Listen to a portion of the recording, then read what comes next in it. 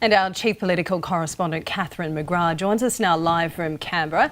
Catherine, asylum seekers and immigration look like remaining hot-button issues this campaign.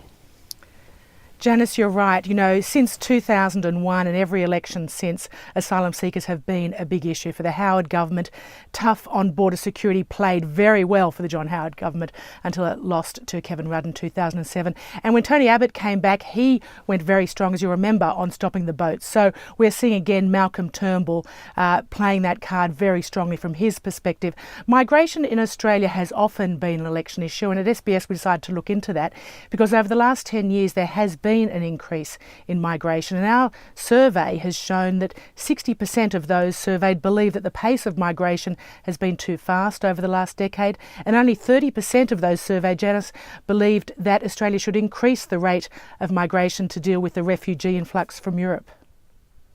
The rate of migration into Australia. Many say speeding it up is the recipe for success.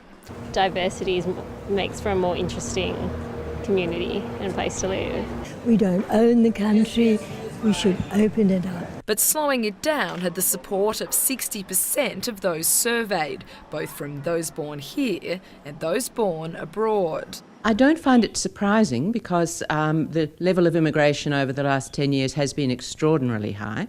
We used to average about 90,000 a year, and we've been up 230,000, close to 300,000. When it came to politics, 41% trusted the Liberal Party to have the right policies on immigration. 28% thought Labor was a safer pair of hands. According to experts, those perceptions are largely based on asylum seeker policy. The skilled migration, which is 70% of the migration system, and family reunions, which are just less than 30%, those are largely unnoticed by the Australian community, and both sides of politics don't spend a lot of time talking about what is the major part of the Department of Immigration's role and function. The perceptions of overseas-born Australians are set to have a bigger impact at the polls than ever before. At 28%, the population now has its highest proportion of migrants since Federation.